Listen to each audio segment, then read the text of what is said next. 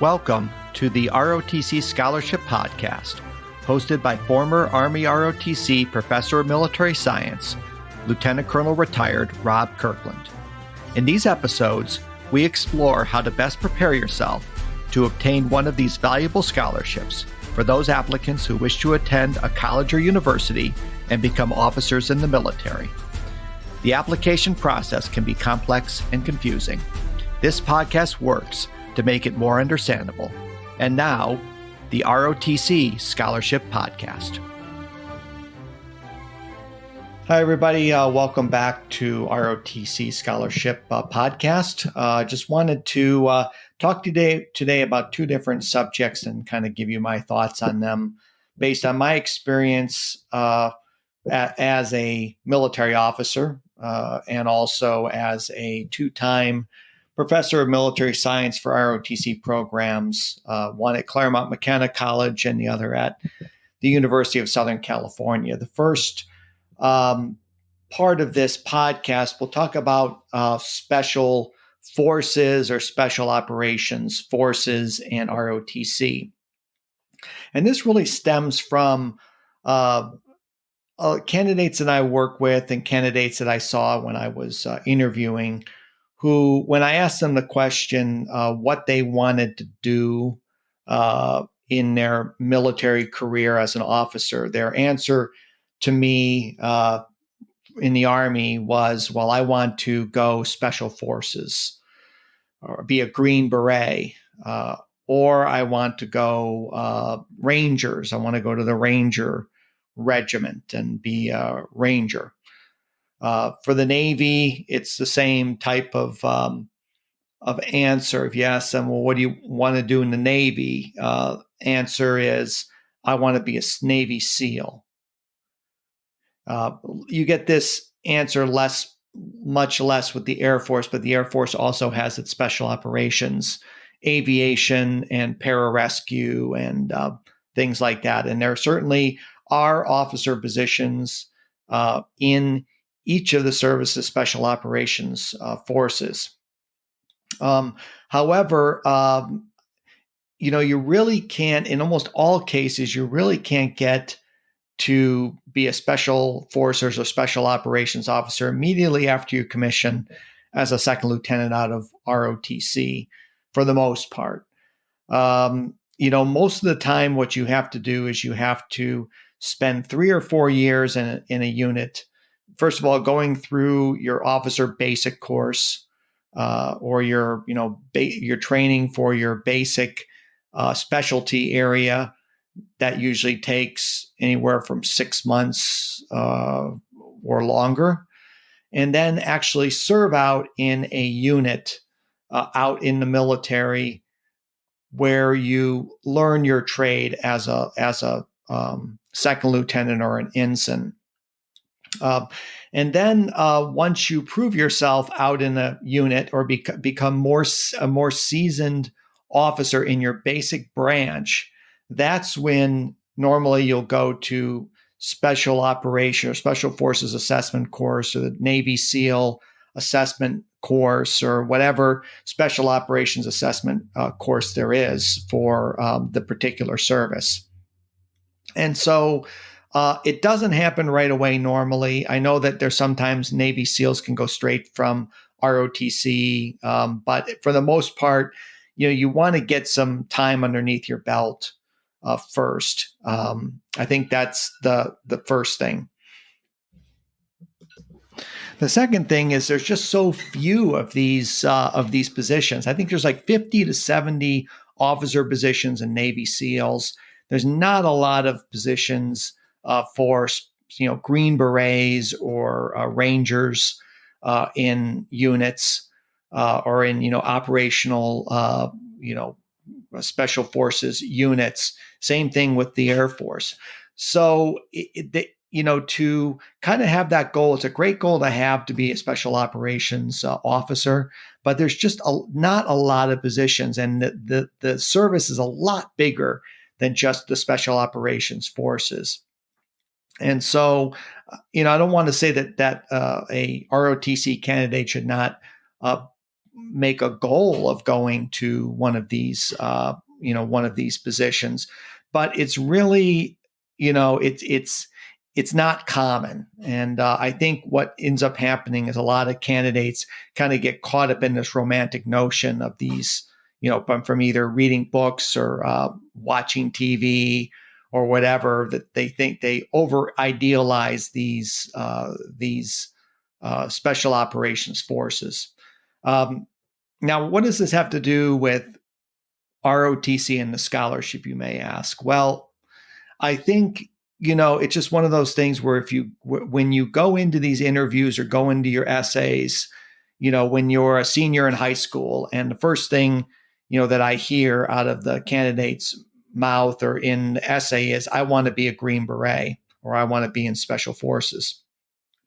What it shows to me is that that this person doesn't really understand how the military works, really hasn't talked to a lot of people, doesn't know, how things work, doesn't understand that it's a long process, and that, you oftentimes have to do another specialty and you have to prove yourself in the branch before you go on to special operations. And it shows a naivete and really jumping the gun, I think, in a lot of cases where, you haven't even proven yourself that you can, pass a physical fitness test or to get through your first year of ROTC.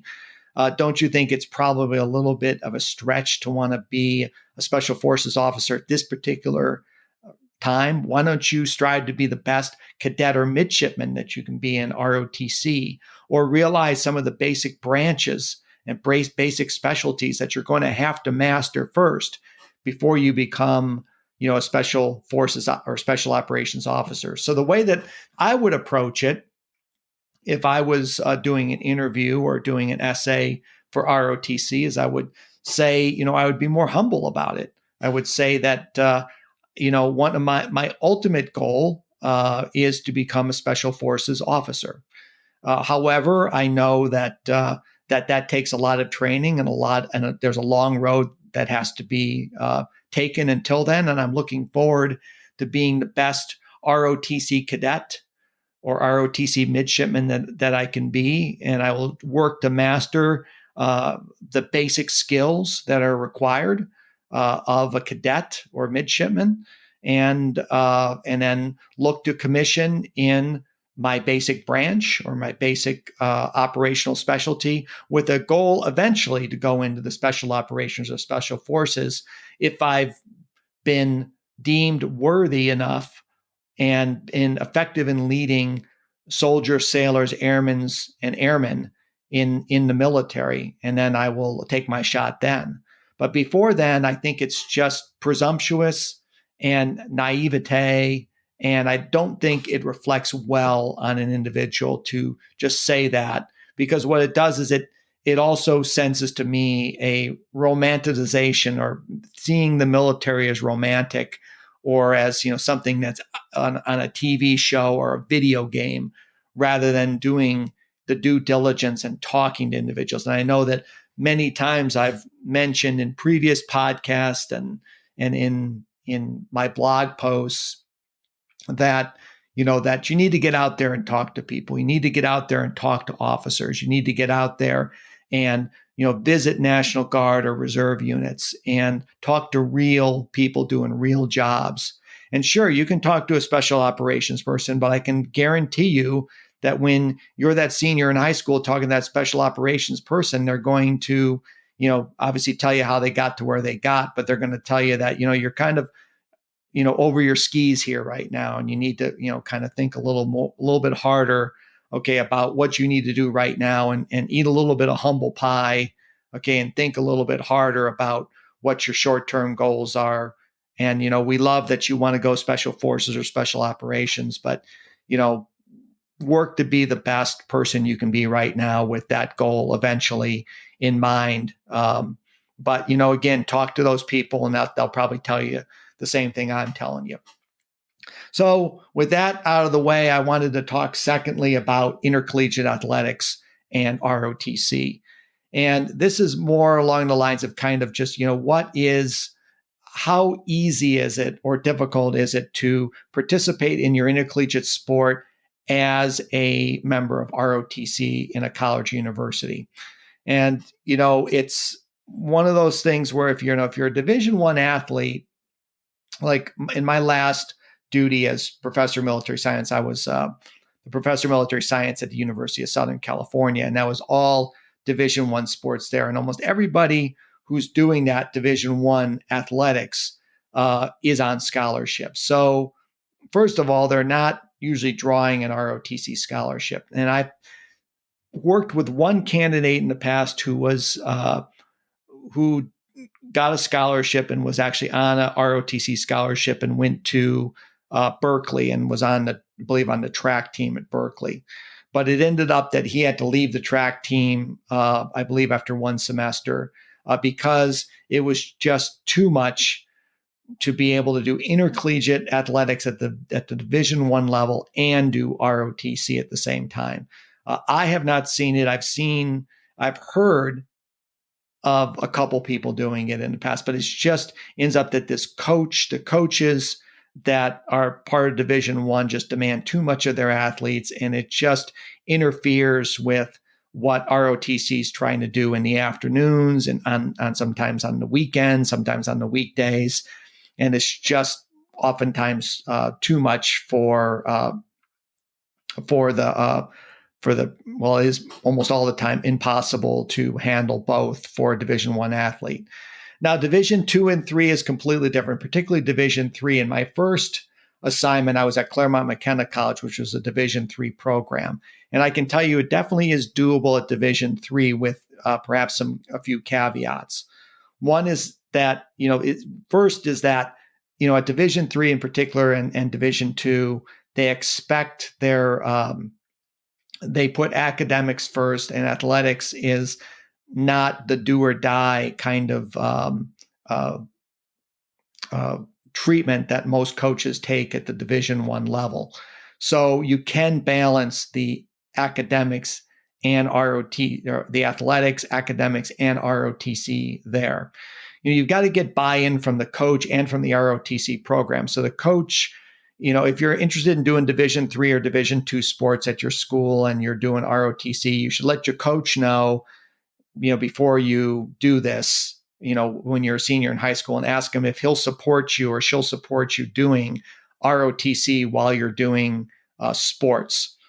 And on the other side, you want to talk to your head of your ROTC to see if they will support you in doing your athletics. One of the ways that Army ROTC or Air Force ROTC or Navy ROTC can support you in athletics is not to require you to come in for physical fitness training 3 days a week in the morning or 4 days a week in the morning or whatever it is. Oftentimes, intercollegiate athletes are in outstanding physical condition and don't really need to come to morning physical fitness with the ROTCs and can simply take the tests twice a year, to validate their physical fitness. But, the ability to be able to, kind of get out of a couple of things that ROTC requires to do athletics is important. Also, just making sure that the ROTC program understands that you'll be traveling sometimes and that, you may miss maybe an ROTC event. If there's a weekend exercise, you may miss that on it because of intercollegiate athletics.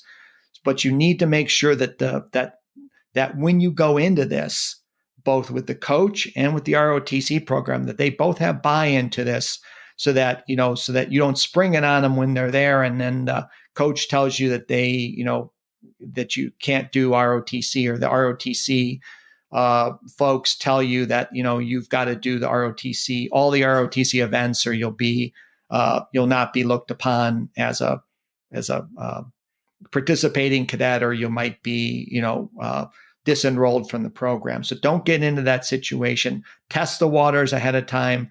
But for Division II and particularly Division III, I've seen a lot of success with both athletes and ROTC in their in their endeavors. So I hope that was, I know there was a brief talk today about kind of two different subjects, but I hope they were both beneficial to you as you kind of look at both at two very diverse subjects, but two that I often see come up in my conversations with ROTC applicants. Thanks. Thanks for listening to the ROTC Scholarship Podcast. If you like what we're doing, please leave a quick review. If you have any questions or want more information about ROTC or our consulting services, please visit our website at rotcconsulting.com. Take care, and we'll see you next time.